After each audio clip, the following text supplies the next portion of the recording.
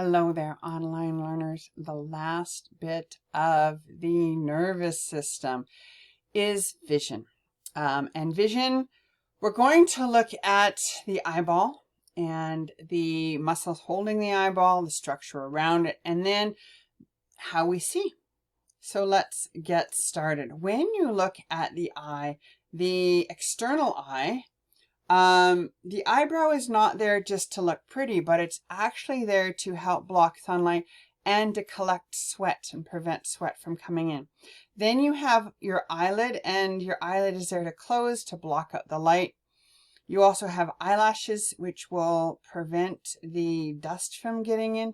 You have a tarsal gland, which is a bit of an oily gland, which puts an oil to help the tears. Don't worry about any of these names other than the conjunctiva. And the conjunctiva is the white of the eye.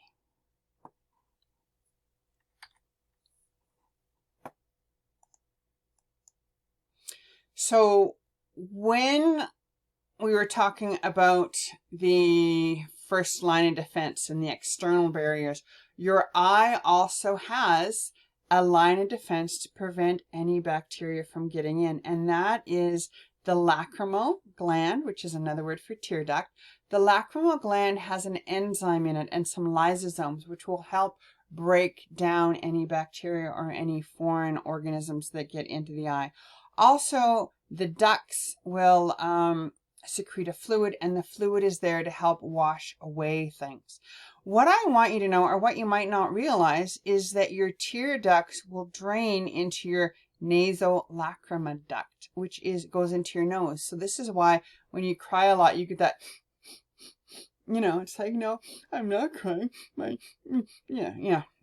So it's that's why you get really watery snot, is because it's really not snot, it's tears. Okay. So the glands are there to keep the eye washed and moist, because it's the oxygen for this eye comes from the outside of it, or the oxygen from the front part of the eye comes from outside the eye, and it's also there to protect it. Now, the eye is actually held quite tight in the eye socket with 6 muscles. Do not worry about the names of the muscles, because you'll just forget them anyway. But consider more the fact that there are 3 nerves that innervate these muscles, and this will give you very fine muscles, a fine muscle movement, but there's also 6 sets so that you have very delicate fine muscle movement. And you'll see there's sort of 1 in each direction. So this allows your eye to move up and down and lateral and medial. And then you also have, you can rotate your eye side to side and downward. So your eye is actually held in quite tightly with these muscles. And then there's a bit of fat pad on there. But if there's any suction, it can pull it out. That is why it's very important you wear safety glasses if you're dealing with any sort of suction. Just wear any safety glasses, because your eye is very delicate. Now, you may want to memorize this diagram, because you might see something like it on the exam. The eye itself has 3 layers on it. Let me get my pen. The outer layer is called the sclera, and the sclera is continuous with the cornea, other than the cornea is clear. The sclera is the white, and it is the thick white connective tissue, and it's there for protection. Then you have the second layer, which is the choroid layer. So sclera is the outside layer. The choroid layer is the layer that has the nerves and the blood vessels, and then that all will supply both the retina and the choroid with oxygen. And there's also, in some animals, there's a light absorbing pigment. So that's why when you see a cat at night, their eyes kind of glow back. The light glows back. Humans have it a little, but not a lot. Usually when you get way back in the day, when you take a photograph and you get red eye, what you're doing is taking pictures of the blood supply in the back of your eye. And the blood supply is in the choroid layer. The third layer is the retina, and it's the retina that has the photoreceptors in it. And there are 2 types of photoreceptors. There's one that kind of looks like this, and then it has the nerve at the bottom. And that is, well, it's kind of, yeah, that's a cone. Cones see color. And then the rods, actually you're rod-like. Anyway, there's a diagram later. And the rods see black and white. With the retina, there is a larger concentration of cones near the best focus, which is the foveo centralis, and then the macula is the part at the bottom. Then you have an optic disc, which is where the optic nerve, remember the optic nerve is optic nerve or cranial nerve number 2. The optic nerve comes out at that point. So you actually have a bit of a blind spot in your eye where there's no receptors at all, and that's because the optic nerve and the major blood vessels are coming out there. Okay, continue with the choroid layer is a tough layer called the ciliary bodies. And the ciliary bodies will connect to the lens. Now, it's the lens that can help change shape to help for quick focusing of the eye. When you are close up, you need to focus the lens more or focus the light more so it bulges. When you are farther away, it is flatter. As a person gets older, they lose this flexibility in their lens, and that's why they need reading glasses. The ciliary bodies help to suspend the lens, and they're also attached, well, the ciliary bodies are here, and they're attached to the suspensory ligaments, and they can contract and relax to help change the shape of the lens. Only when you're younger, though. As you get older, the shape of the lens, it loses its elasticity, so it doesn't have quite the ability to focus. Now, there is the iris. The iris is the outside colored part, and it is a circular muscle. The iris is what contracts and relaxes to open the pupil. The pupil is a space. So if you think of the iris, what it does, if it contracts, the circle gets smaller, and when it relaxes, the circle gets bigger.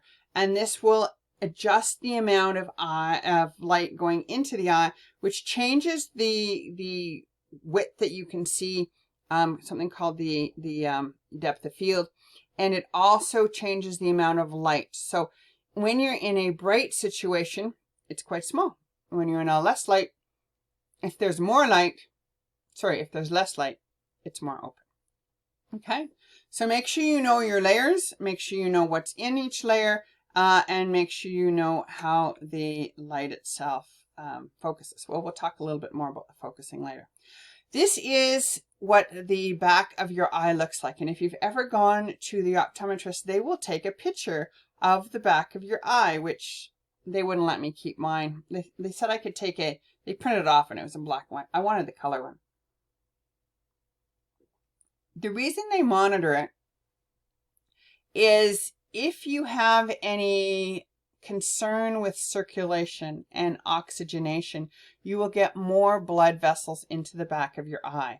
And the more blood vessels you have, the more it'll interfere with the photoreceptors, and that can detach the retina, it can interfere with the retina, and therefore your sight. So here is the optic disc. As I said, this is the blind spot, and this is where the optic nerve and the blood vessels are going out. So there's no rods or cones there.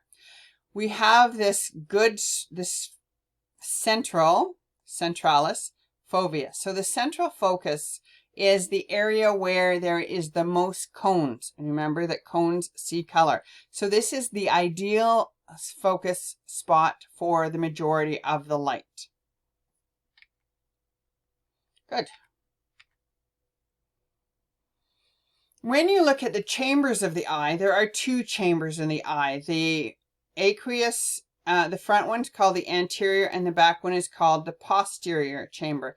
The aqueous humor is in the front one, and it is produced by the choroid layer. And that is there to help focus, because as light goes through watery substances, it helps bend it. And it's also there to keep things moist. quite often you can have a buildup of it and it doesn't circulate around, and then you have a problem with seeing things and pressure on your eye. Okay, the posterior one contains the vitreous humor, and it's a little thicker, and the vitreous humor is there to focus, but it's also there to give your eye the shape. If it's not at the right shape, it will affect your sight.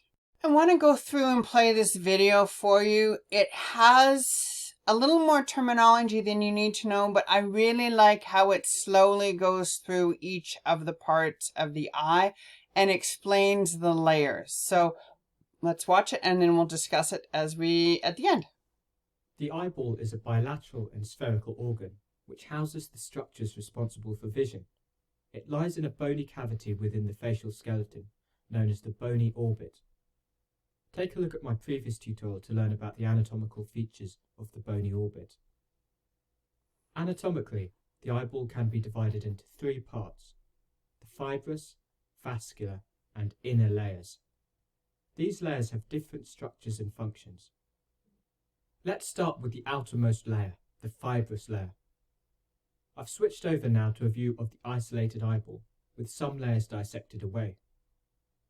The fibrous layer of the eye is the outermost layer.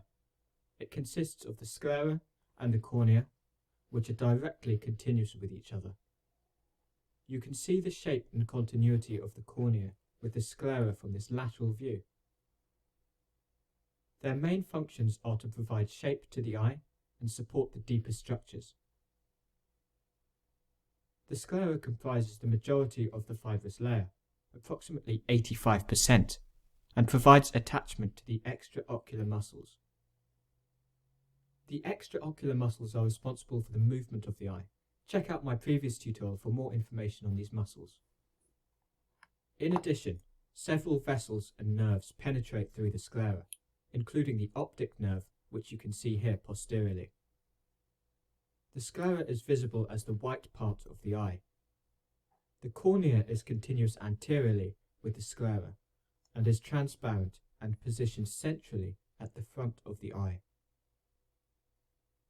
Light entering the eye is refracted by the cornea. The vascular layer of the eye lies underneath the fibrous layer. It consists of three continuous parts: the choroid, the ciliary body, and the iris. The choroid is a layer of connective tissue and blood vessels. It provides nourishment to the outer layers of the retina. I've switched over to an anterior view showing the whole eyeball to show you the ciliary body, which I've highlighted in green. You can see how it encircles the eyeball. The ciliary body itself is comprised of two parts: the ciliary muscle and ciliary processes. I've sliced the eyeball in half, and we've rotated around to look at the eyeball in section. Let's just review the structures that we have already discussed so that you are oriented to this view. You can see the outer fibrous sclera in continuity with the cornea anteriorly. You can also see the inner vascular choroid and the ciliary body here in green. The ciliary muscle consists of a collection of smooth muscle fibers arranged in three orientations: longitudinal, circular, and radial. When these muscles contract, the diameter of the circular ciliary body reduces in size. Projecting from the surface of the ciliary body are the ciliary processes. These attach the lens to the ciliary body via these fibers, which you can see here, known as zonular fibers. Collectively, the zonular fibers form the suspensory ligament of the lens. The ciliary body therefore controls the shape of the lens. As I mentioned before, when the ciliary muscle contracts, the circular ciliary body reduces in size. When this happens, the zonular fibers therefore slacken, reducing the tension applied to the outside of the lens, allowing the lens to return to a more rounded shape. This process is known as accommodation and adjusts the lens for near vision. Conversely, when the ciliary body is relaxed, the diameter of the ciliary body is greater, which means the zonular fibers are held tight, pulling the lens flat. This optimizes the lens for long-distance vision. In addition to adjusting the lens shape, The ciliary body also contributes to the formation of aqueous humour.